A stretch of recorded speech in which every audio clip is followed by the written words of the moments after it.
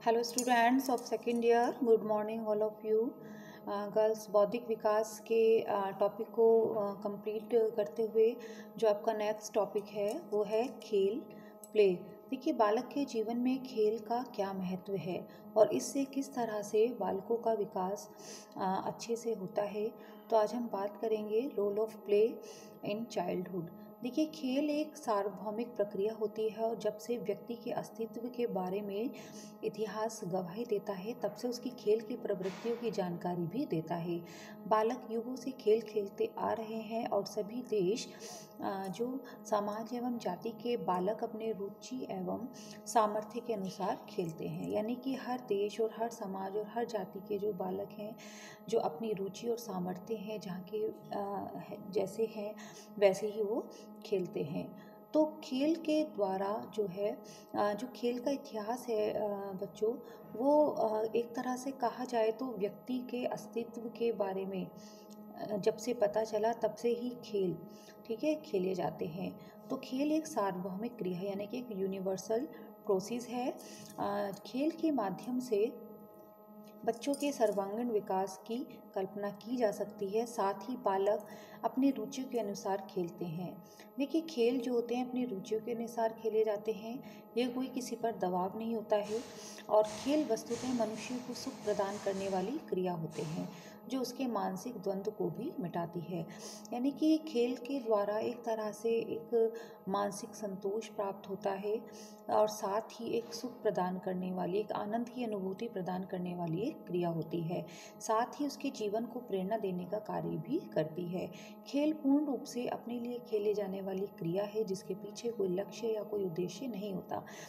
देखिए, खेल एक तरह से अपने आनंद और अपने मनोरंजन के लिए खेला जाता है। खेलने वाली एक प्रक्रिया है जिसके पीछे कोई व्यक्ति का कोई लक्ष्य या कोई उद्देश्य नहीं होता है। यानी कि एक तरह से हम कह दें कि आजकल व्यक्ति इतना अर्निंग के लिए इतनी दौड़ भाग में लगा हुआ है कि उसको केवल ये रहता है कि हम कहीं किसी ना किसी तरह से पैसा कमा ले। लेकिन जो खेल एक प्रक्रिया है या जो आपने देखा होगा जो स्पोर्ट्स होते हैं अलग अलग लेवल पर, तो उसमें क्या होता है कि वो सब अपनी सबसे पहले जो उनकी रुचि होती है, ठीक है, उसके लिए खेले जाते हैं। किसी अर्निंग के उद्देश्य से नहीं खेले जाते हैं।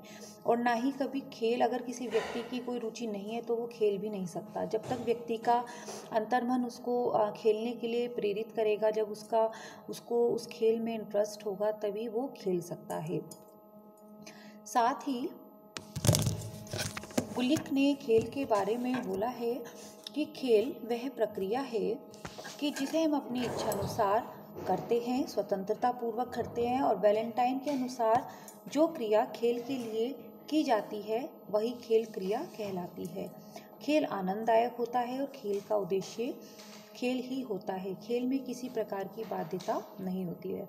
देखिए, गुलिका के शब्दों में कि खेल वह प्रक्रिया है जिसे हम अपनी इच्छा अनुसार खेल सकते हैं, यानी कि स्वतंत्रता पूर्वक खेलते हैं।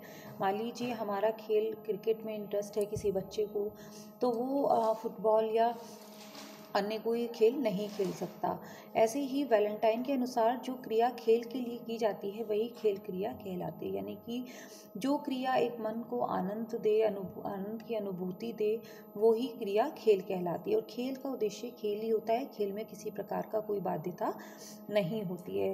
यानी कि खेल जो होता है कुछ नियमों पर तो आधारित होता है, लेकिन इसमें किसी तरह की किसी के लिए कोई बाध्यता नहीं होती है। बालक जो है लंबे समय तक खेलकर शारीरिक मेहनत कर लेता है, परंतु फिर भी उससे ऊबता नहीं है। कर्स ये यहाँ पर सही कर लेना आप, उससे ऊबता नहीं है, यानी कि बोर नहीं होता है तथा थकान का अनुभव नहीं करता है, क्योंकि खेल जो है स्वेच्छा से खेला जाता है, अपनी इच्छा से खेला जाता है। अगर किसी को हम ज़बरदस्ती बोल दें कि आपको ये खेल खेलना है तो वो नहीं खेल पाएगा और साथ ही फिर उसे खेल की प्रक्रिया में थकान का भी अनुभव होगा। तो एक तरह से जो व्यक्ति अपने इंटरेस्ट से, अपनी रुचि से खेलता है उसे ना तो कभी शारीरिक थकान महसूस होती है, ना ही उसे कभी बोरियत महसूस होती है और ना ही उस पर कोई दबाव होता है। खेल के लिए स्वतंत्रता आवश्यक है। इस इसी प्रकार जो भी कार्य आनंद प्रदान करता है, स्वतंत्रता से किया जा सकता है एवं सुरक्षा से किया जाता है, वह खेल कहलाता है। यानी कि अगर खेल को डिफाइन किया जाए, परिभाषित किया जाए, तो कोई भी ऐसा कार्य जो हमें आनंद की, जो व्यक्ति को आनंद की अनुभूति दे, साथ ही वो स्वतंत्रता पूर्वक किया जाए, उसमें कोई दबाव ना हो, किसी का कोई हस्तक्षेप ना हो, तो वह खेल कहलाता है। खेल एवं कार्य में अंतर। देखिए, अभी हमने बात की खेल के बारे में कि जो व्यक्ति को आनंद की अनुभूति दे, वो खेल कहलाता है। लेकिन खेल और कार्य में अगर अंतर की बात की जाए तो जैसे कि हम बहुत से कार्य करते हैं, ठीक है। खेल भी एक तरह की एक्टिविटी है, क्रियाशील होता है क्योंकि उसमें शरीर, लेकिन खेल और कार्य में अंतर होता है। खेल में समिति तथा कार्य पद्धति की परतंत्रता नहीं होती, बालक स्वतंत्र होता है। यानी कि इसमें कोई बंधन नहीं होता है, बालक स्वतंत्र होता है। केवल जो खेल के नियम है, केवल उनका पालन करना होता है और बाकी उस पर कोई बंधन नहीं होता है। और अपने बनाए नियम, अपनी पद्धति से वो क्रिया करता है। जबकि खेल के अतिरिक्त कार्य में अपने बड़ों के बनाए नियम के अतिरिक्त समय की सीमितता की बाधा होती है। देखिए, खेल और कार्य, जैसे कि अगर हम जो अपने रूटीन में बहुत से कार्य करते हैं, तो कुछ कार्य ऐसे भी होते हैं जिनमें थोड़ी समयबद्धता होती है, कुछ तरीके से करने होते हैं, ठीक है। लेकिन ऐसा नहीं है, कार्य कुछ ऐसे भी होते हैं जिसमें कि बालक स्वतंत्र होता है कार्य को करने के लिए।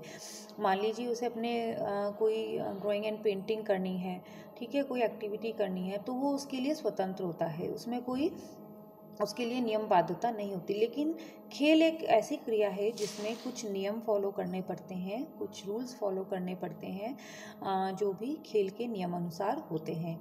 तो खेल और कार्य में अगर अंतर की बात करें तो यही एक साधारण शब्दों में होगा कि कार्य जो पद्धति होती है, जो भी व्यक्ति कोई कार्य करता है अपने रूटीन से रिलेटेड, तो उसमें तो थोड़ा वो स्वतंत्र होता है, ठीक है। उसमें थोड़ा समय का भी उतार चढ़ाव हो सकता है, समय का भी रिलैक्सेशन हो सकता है।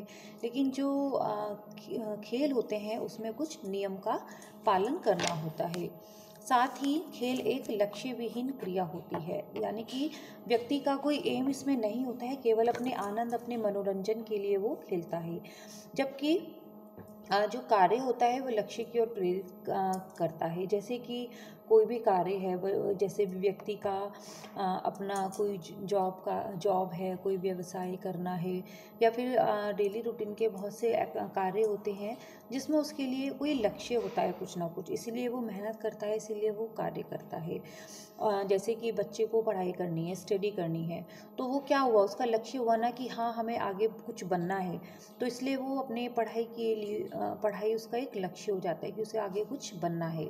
तो ऐसे ही खेल एक लक्ष्यहीन क्रिया है और कार्य एक लक्ष्य की ओर प्रेरित करता है। साथ ही कार्य जो है अधिक बार करने से नीरसता प्रदान करते हैं। मान लीजिए अगर कोई बच्चा लगातार पढ़ता है, 5-6 घंटे पढ़ता है, तो उससे नीरसता आने लगती है। जबकि खेल को बार बार खेलने से और अधिक उसमें आनंद आता है। ये भी एक महत्वपूर्ण इसका अंतर है कार्य और खेल में, कि अगर कोई भी कार्य हम, मान लीजिए कोई गृहिणी है, वो सुबह से किचन में लगी हुई है, कुकिंग कर रही है, तो उसको अगर वो पूरे दिन किचन में है तो उसे एक बोरियत महसूस होने लगती है कि वो चाहती है कि अगले दिन मैं बिल्कुल रिलैक्स हो जाऊँ, मैं किचन में ना जाऊँ, ठीक है। या फिर कोई बच्चा पढ़ रहा है, लगातार एग्ज़ाम्स की तैयारी कर रहा है, तो उसे लगता है कि थोड़े दिन पढ़ते पढ़ते बोर हो गए हैं। तो ऐसा है, कार्य में और खेल में यही अंतर है कि खेल अगर खेलते रहें, बार बार खेलें, रिपीटेशन करें, तो भी उससे आनंद की अनुभूति होती है। तो गर्ल्स, आज हमने बात की खेल के बारे में। देखिए, खेल एक ऐसी क्रिया है जिससे बच्चे का सर्वांगीण विकास हो सकता है, मुख्य रूप से उसका शारीरिक और मानसिक विकास, क्योंकि खेल के द्वारा बच्चा जो है वो शारीरिक क्रियाएं करता है, कई तरह की क्रियात्मक कौशल सीखता है।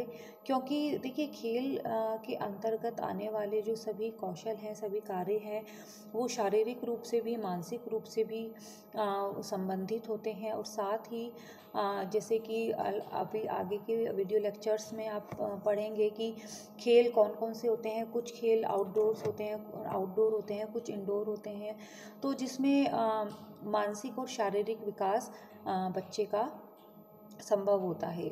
तो बालक के विकास में खेल का बहुत अधिक महत्व है और खेल के द्वारा केवल शारीरिक विकास तथा वृद्धि प्रभावित नहीं होती, वरन जीवन के समस्त पहलुओं के विकास पर खेल अपना प्रभाव डालते हैं। तो ओके गर्ल्स, देखिए बालक के विकास की इसको एक रीत भी माना जाता है। केवल बालकों के लिए ही नहीं, वरन हर अवस्था में जो खेल होता है वो अत्यंत महत्वपूर्ण माना जाता है। ओके गर्ल्स, मिलते हैं नेक्स्ट टॉपिक।